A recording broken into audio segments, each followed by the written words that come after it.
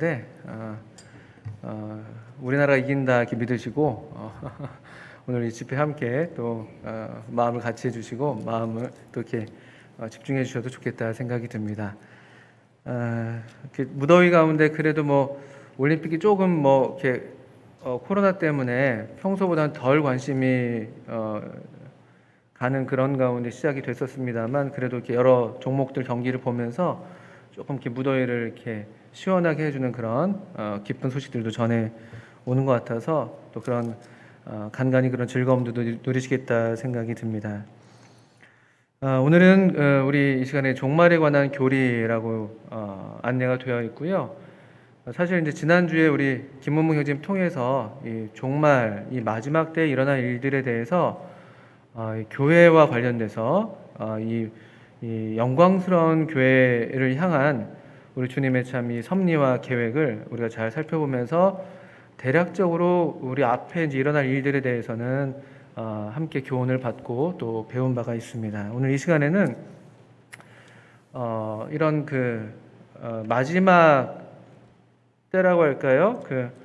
이 장래의 일들을 바라보면서 장래에 이와 같은 일들이 일어난다고 할 것 같으면 특별히 어떻든 가장 확실한 것 한 가지, 물론 성경에서 우리가 배우고 확신하는 이런 일들이 있겠습니다만 모든 우리 믿는 신자들이 뭐 어떤 교단이나 어떤 어디에 속해 있는지 상관없이 하나 분명히 확신하는 한 가지가 있다면 이 주님께서 이렇게 다시 오신다는 것이죠.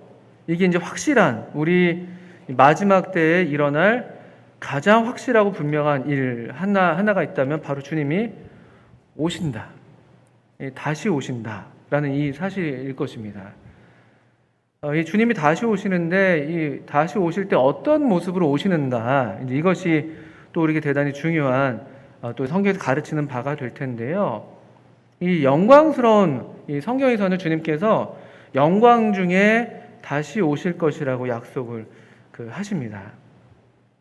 그리고 또는 우리 주님께서 처음 이 땅에 오실 때에는 참 겸손하셔서 나귀를 타고 겸손의 왕으로 섬기기 위해서 오셨다면은 이 다시 오실 때에는 이 어린 나귀가 아니라 이 흰 백마를 타고 이 싸움에 능한, 전쟁에 능한 만왕의 왕, 만주의 주로 승리자로서 또 통치자로서 임금으로서 왕으로서 오신다고 성경이 분명히 말씀하고 있습니다. 요한계시록에 이제 나오는 말씀들이죠. 이제 그와 같은 우리 주님께서 다시 오신다는 그 진리에 비추어서 우리가 그러면 어떤 약속이 우리에게 주어져 있고 또 그래서 우리는 어떻게 살아야 할 것인가, 이와 같은 교훈들을 좀 함께 성경을 통해서 살펴보기를 원합니다. 제가 이 주제를 좀 생각하고 또 기도하면서 그런 좀 마음에 저에게 먼저 그런 교훈들이 좀 있어서 제게 교훈이 됐던 부분들을 함께 나누기를 원하는데요. 우리 성도님들 저와 함께 데살로니가 후서에 있는 말씀을 한 구절 먼저 읽도록 하겠습니다. 신약성경 데살로니가 후서 333쪽이군요. 데살로니가 후서 1장 10절부터 12절을 먼저 한번 같이 읽으시겠습니다.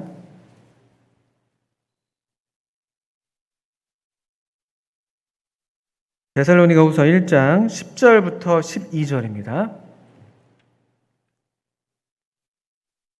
제가 읽겠습니다. 성도님들도 함께 또 눈으로 마음으로 같이 읽어주시면 되겠습니다. 그날에 그가 강림하사 그의 성도들에게서 영광을 받으시고 모든 믿는 자들에게서 놀랍게 여김을 얻으시리니 이는 우리의 증거가 너희에게 믿어졌습니다.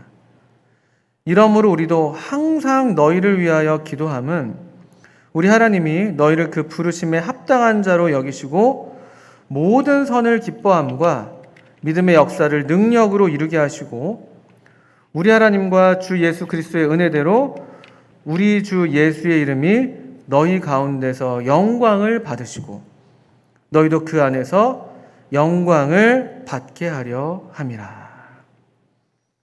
이 데살로니가 후서 1장 10절에서는 주님께서 어느 한날 주님의 때에 정하신 날이 되셔서 강림하실 것에 대한 말씀을 하고 계십니다. 주님이 이렇게 이 땅에 오실 때에 그때 성도들로부터 어떤 반응들이 이렇게 드려지는가라고 할 때 성도들은 마땅한 영광을 그분께 돌려드리게 되죠. 영광을 받으시고 그의 성도들에게서 영광을 받으시고 또 모든 믿는 자들에게서 이것을 앞에 성도와 동일한 어떤 사람들을 가리키는 우리를 가리키는 다른 어떤 표현으로 이해하기도 하고요.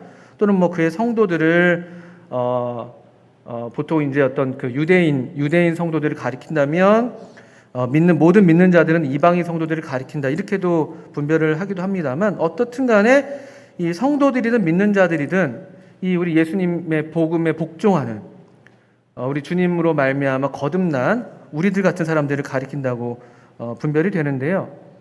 이 모든 믿는 자들에게는 놀랍게 여김을 얻으신다. 이것이 성경에서 사도 바울이 데살로니가 성도들에게 편지를 쓰면서 그분이 오실 때 마땅히 우리로부터 이런 반응들이 일어날 것이다. 그분은 영광을 받으실 것이고 또 놀랍게 여김을 얻으실 것이다. 이 두 가지 이제 반응을 얘기를 하고 있습니다. 근데 이 영광이라는 단어, 이게 이제 워낙에 우리 이제 소위 이 기독교 우리 이제 예수를 믿는 사람들에게서 너무나 많이 사용되는 단어이기 때문에 그렇게 많이 이렇게 또 신중하게 좀 생각하지 않는 그런 단어이기도 합니다. 대강의 우리가 의미는 그래도 알고 있죠. 영광. 보통 영광하면은 정말 영광입니다. 어떤 그런 나한테 어떤 대단한 명예, 내 분수에 넘치게 나에게 덧입혀진 어떤 명예 이런 의미가 하나 우리 보통 쓰는 의미이기도 합니다. 실제로 성경에서도 그런 의미가 있습니다. 명예, 인정받는 것, 명예, 인정받는 것 또는 칭찬받는 것 이런 의미가 하나 있고요. 또 하나 영광이라는 단어가 또 주로 갖고 있는 뜻은 우리가 또 보통 아는 것처럼 빛나는 것, 또 광채, 환하게 빛나는 또는 반짝반짝 빛나는 이런 환하게 빛나는 어떤 그런 광채를 가리키는 뜻이기도 합니다. 영광이라는 단어가 갖고 있는 뜻이 어떤 광채 그리고 명예 이런 뜻을 갖고 있습니다. 그리고 이것이 실제로 또 구약 성경에서 히브리어로 영광이라는 단어를 살펴보니까 이 단어가 원래 또 근본적으로 갖고 있는 1차적인 뜻이 무게라는 뜻입니다. 무겁다. 무게. 우리 보통 이제 이 무게라는 단어, 그 무게라는 뜻에서 어떤 중요도라는 의미도 이제 같이 나오는 것이죠. 그 사람은 참 이렇게 좀 그의 말에는 무게가 있어. 그 사람은 너무 가벼워. 그 사람 말은 너무 경박해. 우리가 또 가볍다라고 할 때는 이제 가치가 별로 없는 어떤 무언가가 되는 것이고 무겁다는 것은 좀 뭔가 가치가 있는 것들이죠. 실제로 그렇습니다. 우리 보통 흔한 고린도전서 3장 같은 경우에 그날에 이제 공력을 불러서 시험하는데 금이나 은이나 보석 같은 게 있고요. 또 나무나 풀이나 이런 것들이 있잖아요. 나무나 풀 같은 거는 금이나 은이나 보석 같은 것에 비해서 어떻습니까? 가볍습니다. 또는 우리 시편 1편 같은 데에서 악인은 그렇지 않으며 오직 바람에 나는 겨와 같다. 가벼워요. 후 한번 불면 그냥 날아가 버리는 아주 보통 가벼운 것들이 가치가 별로 없습니다. 티끌 같은 것들, 먼지 같은 것들. 그런 의미를 원래 또 갖고 있는 단어이기도 합니다. 영광, 무게, 그리고 거기에서 파생되는 어떤 영예, 명예, 그리고 어떤 빛나는 것 이런 의미가 있습니다. 성도들이 주님이 다시 오시는 주님을 뵈면서 그분께 영광을 돌리게 되는 것이죠. 그분이 영광을 받으신다는 표현은요. 이 말인즉슨 그러면 우리가 이제 그분을 뵈면서 그분이 계신 그대로 볼 것이라고 요한일서 3장에서도 이렇게 말씀하고 있는데요. 또 우리가 지금은 희미하게 보지만 그때는 얼굴과 얼굴을 맞대서 보는 것 같이 본다고 또 약속이 되어 있지 않습니까? 그러니까 그분이 계신 그대로 보면서 우리가 전에 우리가 그분을 이만큼 알았다면, 또 제대로 알지 못했다면, 이제 우리가 그분을 뵈면서 그분의 어떠하심에 그 마땅한 그 명예를 돌려드리는 것입니다. 그분께 칭찬을 드리는 것이죠. 마땅한. 우리가 지금 이제 예배를 드릴 때에도 우리가 영광을 드립니다, 이런 표현들을 많이 쓰는데, 우리가 아는 범위 내에서 성령께서 우리에게 비춰주시는 그 수준 안에서 우리가 주님을 칭송해 드리는 게, 또 찬양을 드리는 게 예배가 되잖아요. 그 영광을 돌리는 것이죠. 근데 주님이 강림하실 때에는 이제 그분 되심을 우리가 온전하게 알게 되면서 마땅한 영광을 돌리게 되는 것이죠. 그분께 명예를 드리는 거예요. 와, 정말 대단하십니다. 정말 놀라우십니다. 정말 우리를 사랑하시는군요. 정말 공의로우시군요. 정말 능력이 있으시군요. 정말 완전하시군요. 등등. 지금 우리의 언어가 다 담아낼 수 없는 그분의 그분 되심을 우리가 뵈면서 그분께 마땅한 명예와 칭찬을 돌려드리게 되는 것이죠.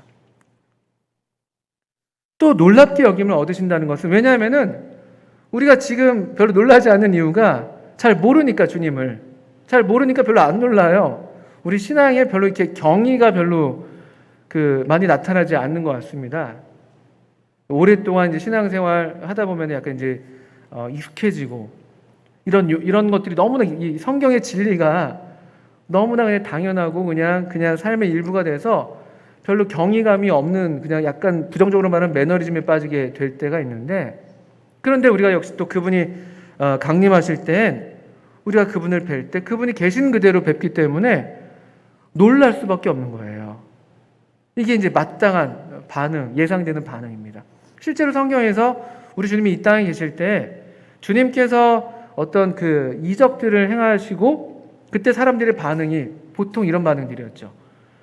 제자들이 놀라며, 이 어떠한 사람이기에 바람과 파도도 순종하는가. 수도 없이 많이 놀랐습니다. 주님이 이 땅에서 그분 자신의 어떠하심을 드러내실 때 그분의 능력, 그러면서 그분의 영광이 또 드러나는 것이죠. 그분의 감출 수 없는 이 광채가 드러났었던 것이죠. 근데 그런 광채들은 이 땅에 속한 광채가 아니었기 때문에 그 광채를 옆에서 지켜보는 사람들은 놀랄 수밖에 없었던 것이죠. 그래서 복음서에 많은 사람들이 예수님께서 이적을 행하실 때 놀랐다는 표현들이 여러 번 나옵니다. 또 우리 구약 성경에서 우리 주님에 대해서 예언된 이름, 이사야서에서 예언된 이름이 있습니다. 그 처녀가 잉태하여서 그 아들을 낳을 것에 대한 예언이 있었죠. 근데 그 이름이 기묘자라 모사라, 평강의 왕이라, 전능하신 하나님이라, 이런 그 이름, 칭호가 예언이 되어 있죠. 우리 그 이사야서 9장에 있는 말씀일 겁니다. 제가 한번 정확하게 한번 또 읽어보겠습니다. 하나님 말씀, 이사야서 9장에, 이는 9장 6절이군요. 이는 한 아기가 우리에게 낳고 한 아들을 우리에게 주신 바 되었는데 그의 어깨에는 정사를 메었고 그의 이름은 기묘자라 모사라, 전능하신 하나님이라, 영존하시는 아버지라, 평강의 왕이라 할 것입니다. 이것이 예언되어 있었던 우리 주님에 대한 그런 약속된 그런 예언된 칭호인데요. 그 중에 그의 이름이 기묘자라는 이름이 있습니다. 기묘자. 기묘자라는 말은 원더풀입니다. 원더풀. 그냥 놀라운 분, 우리를 놀라게 하시는 분, 이런 의미인 것이에요. 또 그래서 우리가 이해할 수 없는 분, 기묘자. 주님이 강림하시게 되면 우리가 그분의 계신 그대로 뵙게 될 텐데, 그때 우리의 반응은 마땅한 영광을 돌려드립니다. 또 정말 깜짝 놀랄 수밖에 없는 거예요. 놀람의 연속이 될 겁니다. 이게 이제 실감이 잘 나지 않는 거예요. 우리가 이 주님의 재림, 또 주님이 오셨을 때 일어난 일들에 대해서 뭐 배우고 알긴 합니다만 이게 잘 실감이 나지 않는 것이거든요. 이게 우리 것이라고 생각이 잘 들지 않는 것입니다. 주님의 은혜가 필요한 것인데 여기 데살로니가후서 1장 10절에서는 이렇게 그냥 아주 단순하면서도 또 확실하게 이렇게 그냥 그날에 일어날 일에 대해서 말씀하고 계십니다. 대단한 날일 거예요. 우리 뭐 보통 이제 올림픽 하고 있으니까 속속들이 이제 대한민국 선수들이 귀국하고 있지 않습니까? 조금 다르죠. 귀국할 때 모양이 좀 다른 것 같더라고요. 다들 열심히 수고하셨지만 그냥 그 기대에 미치지 못하는 결과를 축구팀 같은 경우가 그러려나요? 조용히 이제 올 겁니다. 조용히. 그리고 이제 면목 없습니다. 이런 뭐 인터뷰하고 조용히 이제 가겠죠. 근데 뭐 금메달을 딴 종목들, 뭐 양궁이나 뭐 아니면 이제 배구, 여자 배구 오늘 아침에 이겼는데 여자 배구 뭐 동메달 따지 않더라도 아마 오면은 아마 지금 공항이 어떻게 될 것 같습니까? 난리가 날 거예요. 수많은 이제 취재진들이 막 덤벼들 것이고 많은 팬들이 찾아가가지고 뭐 꽃다발이며 막 환호며 막 할 거 아니겠습니까? 그런 장면이에요. 그런 장면. 주님이 아버지 보좌 우편에 지금 계셔서 계시다가 때가 되셔서 만물을 회복할 때가 되셔서 이 땅에 오실 때에는요. 여기 주님의 오심을 기다리고 있었던 수많은 성도들이 그 승리하신 우리 주님을 십자가와 부활로 승리하신 우리 주님을 기다리고 있었던 수많은 주님의 백성들이 마치 그 금메달을 따고 귀국하는 선수들을 열렬하게 환영하는 것처럼 그런 퍼레이드를 우리가 막 벌여주는 것처럼 그런 일들이 일어날 거라는 거예요. 이렇게 얘기해도 우리가 잘 상상이 가지 않는다는 것은 우리 주님이 어떻게 보면은 금메달리스트보다도 못한 그렇게 우리가 실제 실감을 잘 못하는 그런 경우일 수 있을 것입니다. 그날이 그 사모가 되십니까? 승리하신 주님이 왕으로서 이 땅을 다스리러 오시게 될 때 과연 나는 어떠한 모양으로 그분을 맞이할 수 있을 것인가? 여기 물론 예외는 없습니다. 여기 이제 보면 모든 믿는 자들, 그의 성도들이라고 해서 사실은 설령 우리가 조금 덜 깨어 있고 조금 우리가 좀 아쉬운 어떤 삶을 산다 할지라도 그날 우리가 이 장면에 예외되는 사람은 없을 거예요. 주님께서 우리를 다 부르실 테니까. 우리를 다 주님이 오시는 그 어딘가로 우리를 다 소집하실 테니까요. 그리고 우리는 마땅한 영광을 또 놀랍게 여기는 그런 장면이 펼쳐질 것입니다. 그러면 이게 이제 우리에게 약속되어 있는 장래입니다. 주님이 오십니다. 분명히 오셔서 영광 중에 오시고 영광을 받으시고 또 놀랍게 여김을 받으실 것입니다. 그러면 주님이 오시기 전까지 이 주님께서 이렇게 영광 중에 오시기 전까지 우리는 어떤 삶을 살 것을 성경은 기대하시는가? 11절에 보시면 사도 바울이 이런 진리를 제시하고 그 다음에 데살로니가 성도들을 위해서 이와 같은 기도를 하고 있다고 얘기하는데요. 11절에 보십시오. 이러므로 우리도 항상 너희를 위하여 기도함은 우리 하나님이 너희를 그 부르심에 합당한 자로 여기시고 모든 선을 기뻐함과 믿음의 역사를 능력으로 이루게 하시고 우리 하나님과 주 예수 그리스도의 은혜대로 우리 주 예수의 이름이 너희 가운데서 영광을 받으시고 너희도 그 안에서 영광을 받게 하려 함이라. 이게 사도 바울의 기도의 내용이고 목적이었습니다. 조금 하나씩 보면요. 그 부르심에 합당한 자로 여겨주시는 것. 하나님께서. 이미 우리가 이와 같은 부르심을 받은 사람들입니다. 우리가 하나님의 자녀로 거듭났고 하나님의 이 우리 주님의 통치를 기꺼이 받아들이는 그분의 백성이 되었고 그분의 사랑받는 신부가 되어 있고 장차 그분과 다스리게 될 그런 어떤 왕의 그런 제사장적인 어떤 그 왕의 부르심을 우리가 입고 있습니다. 이미 그건 우리에게 일어난 기정사실입니다. 그런데 이 부르심에 정말 우리가 합당한 자로 살아가게 되는 그런 삶을 하나님께서 살게 하시기를 원한다. 이게 그의 기도의 내용인 것이죠. 이거는 우리 쪽에도 이와 같은 자원함이 있어야 되는 것이겠죠. 주님, 제가 정말 제 부르심에 합당한 삶을 살기를 원합니다. 성도의 삶을 살기를 원합니다.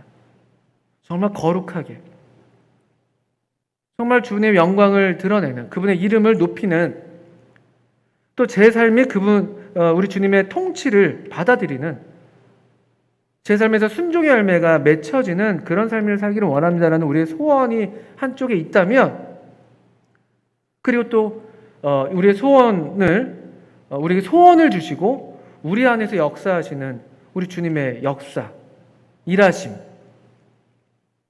그런 기도를 지금 하고 있는 것이에요. 우리 이런 진리가 우리 빌립보서 2장에서 볼 수 있는 진리인 것이죠. 2장 우리 13절 같은 데서 말씀 보시면, 너희 안에서 행하시는 이는 하나님이시니 자기의 기쁘신 뜻을 위하여 너에게 소원을 두고 행하게 하신다.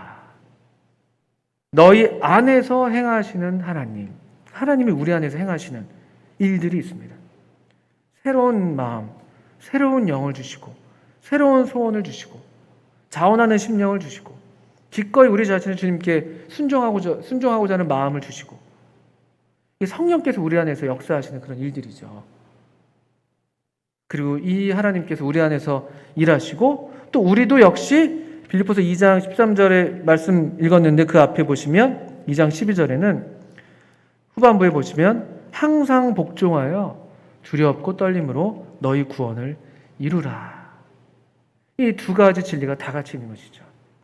우리는 항상 복종하면서 두렵고 떨림으로 우리의 구원을 이루어가는 것이고, 우리 안에서 행하시는 하나님께서는 또 우리 안에서 또 이루어가시고, 이 합당하게 행한다, 그 부르심이 합당한 자로 여기시고라고 되어 있는데요. 합당하다는 말은 이 무게, 그 저울을 양팔 저울인가요? 그 저울의 무게를 쟀을 때, 무게와 관련된 단어들입니다.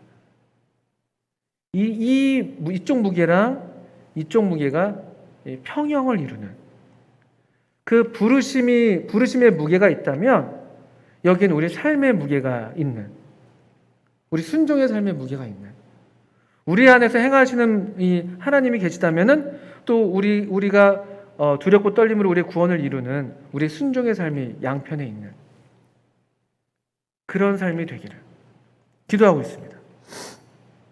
그리고 이런 종류의 삶을 좀 더 쉽게 또 조금 더 요약적으로 말하는 것이 무엇인가 하면요, 11절 후반부에 나오는 것인데, 부르심에 합당한 삶은 모든 선을 기뻐하는 것, 또 믿음으로 역사하는 것, 선한 일을 기뻐하는 것입니다. 모든 선을 기뻐하는 것. 이게 성령의 열매 중에 양선이라는 것이에요. 양선. 선량한 것. 모든 사람을 향하여 선을 쫓는 것. 선한 일을 하는 거예요. 현재 이 주님의 다시 오심을 기다리는 우리의 삶은 좀 쉬운 얘기로 그냥 착한 삶을 살아야 되는 것입니다. 우리 주님께서 이 땅에 계셨을 때 성령님의 능력으로 두루 다니면서 착한 일을 행하셨다고 사도행전에서 말씀하고 있는데, 사도행전 10장에서요. 우리 역시 이런 주님께서 우리에게 주신 이 선을 쫓아서 행하는 거예요. 이방인 가운데에서, 이 적대적인 세상 가운데에서, 환난과 핍박 가운데에서 여전히 모든 선을 기뻐하는 삶. 어떻게 이렇게 모든 선을 기뻐할 수가 있습니까? 그 믿음이 있는 거, 믿음으로 하는 거예요. 믿음이요. 내가 하는 이 행동이, 나의 작은 어떤 행동들이 하나님 앞에서 하는 것이다. 하나님이 나를 보신다. 하나님이 나를 알아주신다. 사람들이 나를 몰라준다 할지라도 하나님이 나를 아신다. 이런 믿음이 있어야 이게 가능한 것이죠. 이 데살로니가 성도들이 처했던 상황이 좋은 상황이 아니었어요. 1장 4절을 보시면, 그러므로 너희가 견디고 있는 모든 박해와 환난 중에서 너희 인내와 믿음으로 말미암아 하나님의 여러 교회에서 우리가 친히 자랑한다. 지금 여기 보시면 이 성도들이 박해와 환난을 좀 견디고 있습니다. 박해와 환난을 견디고 있어요. 부당한 대우를 당하는 거예요. 예수를 믿는다는 이유로. 그들이 이 우상을 버리고 살아계신 하나님께로 돌아왔다는 이유로. 그들이 하나님을 자신들의 아버지라 부르고 예수님을 우리 주 예수 그리스도라고 부른다는 이유로. 그들이 가이사가 아니라 다른 임금을 따른다는 이유로. 가이사가 아니라 다른 임금 우리 주님을 섬긴다는 이유로 지금 환난과 박해를 받고 있었습니다. 우리 보통 이런 어려운 상황을 만나면, 억울한 일을 당하면 우리의 본성은 우리의 육신은 어떤 반응이 먼저 나옵니까? 그냥 눈은 눈으로, 이는 이거 아니겠습니까? 보통. 그런데 5절 이후에 보시게 되면은 여기 하나님의 공의로운 심판의 이야기가 이어집니다. 복수하시는 날이 임하시는데 심판하시는 날이 임하신다는 거예요. 이 진리가 왜 필요한가 하면, 그들이 비록 박해받고 환난 가운데 있지만 그들의 어떤 억울함을, 그들의 억울함이죠. 그런 원통함을 푸는 일이 자신에게 있지 않다는 것입니다. 이 원한을 갚아주시는 분이 따로 계시다.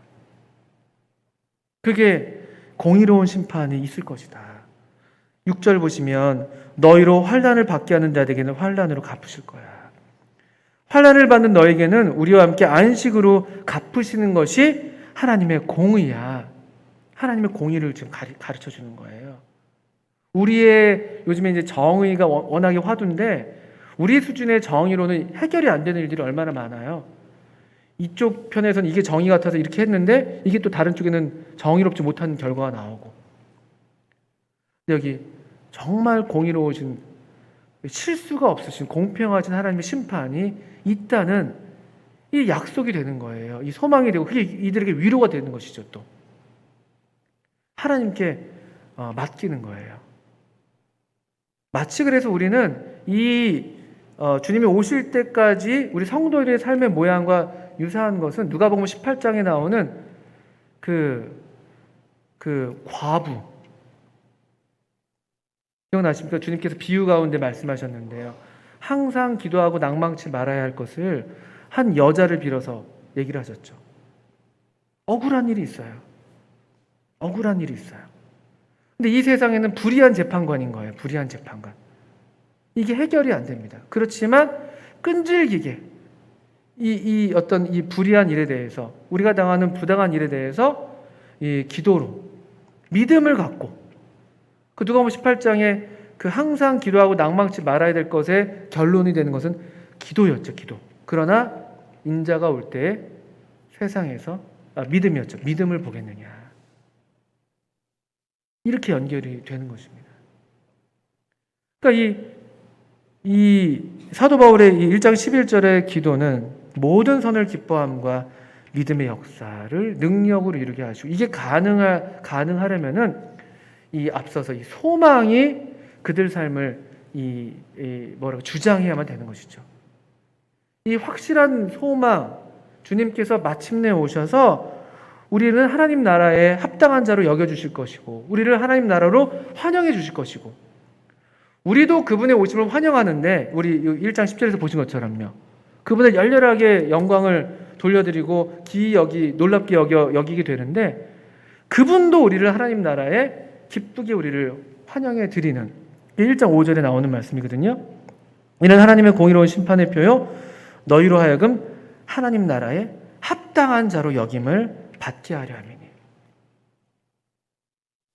서로 성도들도 주님을 너무나 환영하고 주님도 성도들을 너무나 환영하시는 거예요. 이건 서로 만나기를 사모하는 이들의 이 감격적인 상봉이 되는 것이죠. 그래서 왜냐하면 이게 가능한 이유는 성도들이 이 약속을 붙들고 있기 때문에, 주님이 마침내 오셔서 우리를 그분의 나라로 들이실 거야. 주님이 마침내 오셔서 이 나라를 새롭게 하실 거야. 주님이 마침내 오셔서 새로운 세상을 여실 거야. 이게 예언되어 있는 약속이거든요. 그 약속을 믿고 끝까지 믿고 기다리고 참고 인내하고 여전히 선을 행하는 그런 종류의 삶. 그게 이 주님의 오심을 기다리는 오늘날을 살고 있는 우리 성도들에게 기대되는 그런 삶의 모습으로 여겨지는 것이죠. 12절에 보시면 우리 하나님과 주 예수 그리스도의 은혜대로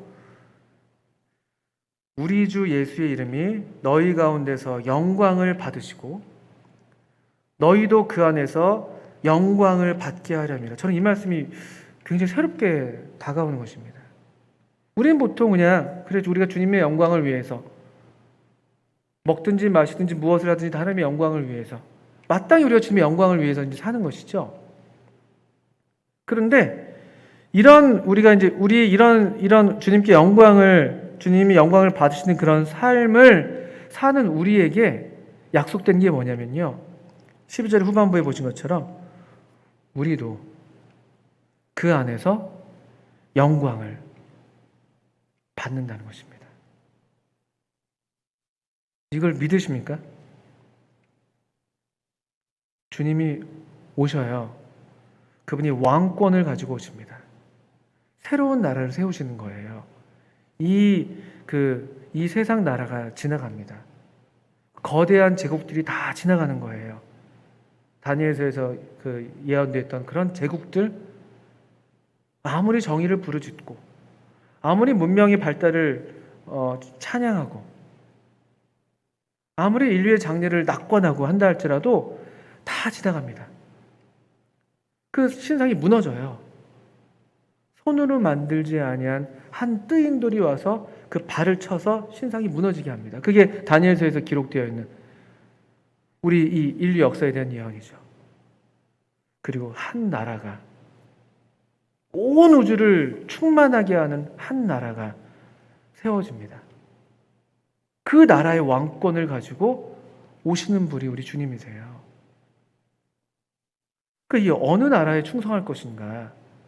망해가는 고려 왕조를 계속 붙들 것인가? 물론 그것도 이제 그 충성이라는 면에서 잘한다고 말할 수 있겠죠. 우리가 보통 배워왔던 것처럼요. 정몽주 같은 분들.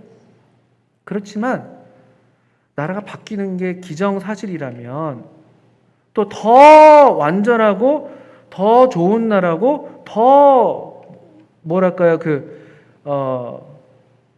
탁월한 훌륭한 왕이라고 할 것 같으면은 그리고 기존의 그 왕국이 아주 나쁜 왕국이라고 할 것 같으면 그건 버려야 되는 거예요. 그가 우리를 흑암의 권세에서 사랑의 아들의 나라로 옮기셨다. 우리가 속해 있었던 지난날의 왕국들은 흑암의 권세예요. 거기에는 더 이상 충성하시면 안 되는 겁니다.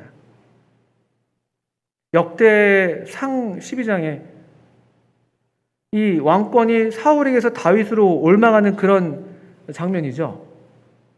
거기에 이사갈 지파의 우두머리들 200명인가요? 그들에 대한 기록이 역대상 12장 32절인가 기록이 되어 있습니다. 그들에 대한 기록이 뭐냐면요. 그들이 시세를 알았다. 시세를 알아서 마땅히 어떻게 행할 바를 알았다. 이렇게 되어 있어요. 왕국이 바뀌는구나. 왕이 바뀌는구나. 이 시세를 알았단 말이죠. 그러니까 마땅히 행할 바를 아는 거예요. 그럼 어떻게 됩니까? 이 지나가는 왕국, 이 어둠의 왕국이 지금 가고 있는데 새 나라가 지금 동터오고 있는데 빨리 우리의 입장을 정해야 되는 것이죠. 지금 우리가 살고 있는 이 세상은 어둠이 지배하는 세상이에요. 아직은. 이 세상에 공중의 권세 잡은 자가 있습니다. 그러니까 우리가 여기서 환난을 받는 거예요. 박해를 받습니다. 이상한 게 아니라고 주님께서 먼저 말씀하셨어요.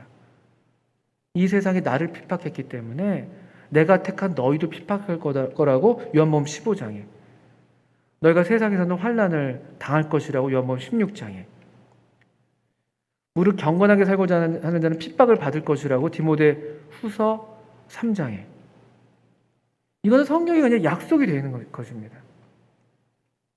이상한 게 아니에요. 이런 중에 여전히 주님께 충성을 다하는 그런 삶이 필요한 것입니다. 마치 여기 이 지금 어둠의 나라 가운데 우리 성도님들이 한 분 한 분이 이 나라에 속하지 않은 다른 나라에 속한 지금 사람들인 것이죠. 그리고 여기서 어려움을 당하고 있는 것이에요. 그런데 우리에게 전해져 있는 약속, 소문이 있다면 그분이 오신다. 이 오랜 예언이 성취될 것이다. 이 세계를 지배하고 있는 어둠의 이 힘은 끝나간다. 이 약속을 붙들고 그분의 오심을 기다리고 있는, 이 약속을 믿는 믿음으로 소망을 갖고 살아가고 있는 이 성도들을 향한 약속이 무엇인가? 12절에 영광을 우리도 받는다는 것입니다. 저는 이게 참 새롭게 좀 다가오면서 참 사모가 됩니다. 주님이 왕으로 오실 텐데, 왕으로 오셔서 이제 논공 행상을 하실 텐데, 이 성경에서 이게 그냥 그려져 있는 너무나 흔한 그림들이죠. 이를테면은 누가복음 19장의 열 문화의 비유도 그런 비유죠. 한 귀인이 왕위를 받으려고 먼 타국에 갔어요. 가는 설정이잖아요. 그리고 왕위를 받아서 돌아와서 이제 종들과 회개하는 장면이 이 열 문화의 비유예요. 문화의 비유입니다. 오셔서 왕위를 받아서 오셔서 이제 회개하시는 거예요. 종들을 부르셔서. 우리가 다 그 앞에 서게 된다는 것입니다. 주님이 칭찬하시잖아요. 그 종들한테. 달란트 비유에서도. 잘하였도다. 착하고 충성된 종아. 잘하였다. 충성된 종아. 네가 작은 일에 충성하였으니까 주인의 즐거움에 참여해라. 또는 10골 다스릴 권세를 가져라. 이게 복음서에서 또 성경 전체에서 그냥 이렇게 그려져 있는 분명한 그림이에요. 주님이 다시 오시는데, 그분은 왕으로 오실 텐데, 왕으로 오셔서 분명한 심판을 하실 것이다. 그분이 왕됨을 원치 않았던 원수들에게는 무서운 형벌의 심판을, 또 그분이 떠나가시면서 그 장사를 하도록 여기 이런 삶을 살도록, 여기 보신 것처럼 모든 선을 기뻐하고 믿음의 역사를 하고 또 주님의 영광, 주님의 이름이 영광을 받도록 하는 그런 삶을 살도록 위임받은 종들에게 오셔서 또 심판을 하시는 것이죠. 그때 저 칭찬받고 싶더라고요. 이제 주님이 오시면 가깝잖아요. 다 우리가 실감하고 있지 않습니까? 주님이 먼저 오시든지 우리가 먼저 주님께로 가든지 간에 머지 않았습니다. 그게 그렇게 먼 일이 아닙니다. 저도 이제 더 절감을 하게 돼요. 저도 외람되지만 이제 나이가 50이 가까워오면서 그렇잖아요. 주님 앞에 설 날이 멀지 않은데, 그리고 그분을 위해서 장사할 날이 얼마 안 남았는데 나한테 주신 것들을 다시 좀 꺼내봐야 되는 게 아닌가? 나한테 얼마를 주셨는지, 무엇을 주셨는지, 나 이걸로 어떻게 장사해야 되지? 어떻게 이것으로 주님의 이름이 영광받게 하지? 어떻게 이것으로 모든 선한 일을 낙심하지 않고 하지? 어떻게 주님께서 내가 하는 이 작은 수고와 순종을 다 아시고 갚아주신다는 믿음으로 내 남은 삶을 살지?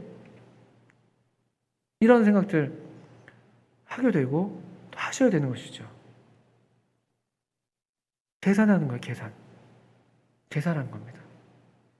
그리고 계산의 끝에 결국 이게 남는 거예요. 현재의 고난은 장차 우리에게 나타날 영광과는 좋게 비교할 수가 없구나. 장차 우리에게 나타날 영광. 로마서 8장 말씀인데요. 이 말씀만 보고 제가 마치겠습니다. 로마서 8장 18절입니다. 생각하건대 현재의 고난은 장차 우리에게 나타날 영광과 비교할 수 없도다. 이 생각하건대란 말이 재밌는 말입니다. 사도 바울이 좋아하는 말인데요. 이거는 아주 논리적으로, 아주 합리적으로 계산기를 다 두들겼다는 뜻이에요. 이 단어를 사도 바울이 많이 씁니다. 로마서에서요. 다 계산해보고 따져봤어요. 똑똑한 사람이잖아요. 다 따져봤는데 그 결과예요. 내가 알았다. 나 이제 알았어. 이거야. 뭐냐? 현재의 고난은 이 사도 바울이 이 삶의 진리를 터득한 거예요. 그가 확신하고 있는 겁니다. 현재 우리가 살고 있는 삶은 한마디로 그냥 요약되는 거죠. 고난입니다. 고난 중에 기뻐할 수 있는 것이에요. 고난 중에. 성경에서 그렇게 말씀하고 있습니다. 고난 중에 기뻐하는 게 현재 우리의 삶이에요. 고난 중에 견디는 것. 환난은 인내는 연단을. 거기서 견디면서 우리의 인격이 연단되고 또 더 그래서 우리의 소망을 바라게 되는 게 이게 현재 우리의 삶입니다. 인생의 연수가 70이고 강건하면 80인데요. 그게 다 뭐 뿐이라고 합니까? 수고와 슬픈 뿐이라고요. 그 연수의 자랑은 수고와 슬픈 뿐이다. 그냥 기본적으로 인생 자체는 이런 어떤 좀 비극적인 어떤 면이 있습니다.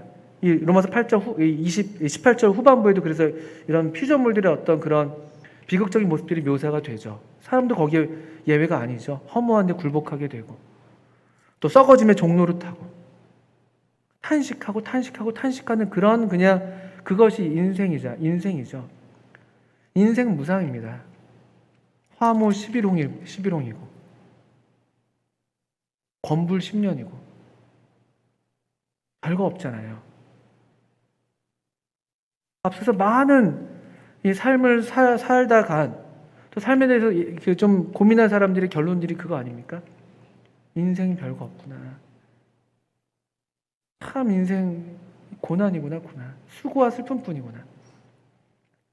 그런데 현재는 고난인데 또 우리 성도들은 그냥 우리 일반적으로 겪는 그냥 인생의 고난 외에도 성도기 때문에 겪는 고난이 이때도요. 아까도 말씀드렸죠. 외부적인 고난도 있고 이런 환난과 박해가 있고 또 내부적으로 로마서 8장의 문맥을 보면은 내적인 싸움이 엄청 크거든요. 이것도 고난이거든요. 이 육신의 소욕과 성령의 소욕의 싸움 또 몸을 계속 육신을 죽이는 것, 성령으로 몸을 죽이는 것 또 거기서 오는 갈등과 또 어떤 그런 패배에서 오는 그런 자괴감과 오호라나는 곤고한 사람이 하는 그런 탄식과 성도가 겪는 탄식이 또 있어요. 고난이 있습니다. 그래서 어떻든 현재는 고난이에요.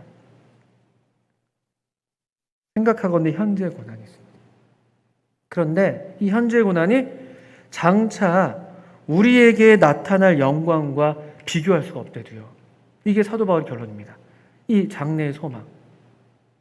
우리에게 나타날 영광은 주님이 우리에게 나타내 보이시는 영광이기도 하지만요. 우리에게라고 사용되어 있던 이 말이 우리 아내라는 말이기도 합니다. 우리 아내. 우리에게 향하기도 하고 그래서 우리 안에서 뭔가 이렇게 생겨나는 영광. 우리 안에서도 같이 공유되는 그 영광이 있다는 거예요. 그것과 이게 비교할 수가 없구나. 이게 안 된다는 거죠. 이 믿음이 우리 성도의 믿음입니다. 그러니까 성도의 삶이 우리가 다 지금 고난 가운데 있지 않습니까? 여러 모양으로. 우리 다 그것 때문에 마음이 아프고 탄식하지 않습니까? 그런데 원래 인생에 이런 고난이 있기도 하거니와 만약에 그것이 우리 주님을 위한 고난이라고 할 것 같으면 더더군다나 그것은 하나님 나라에 합당한 자로 여김받게 하는 사도들은 그렇게 얘기했어요. 이고니온에서 돌을 맞고 떠나가면서 우리가 하나님 나라에 들어가려면 많은 고난을 받아야 한다.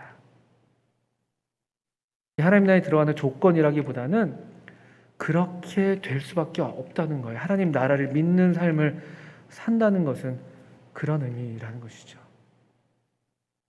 그게 경건하게 살고자 하는 자는 핍박을 받는다는 말씀이 되는 것입니다. 장차 우리에게 나타날 영광과 비교할 수가 없다.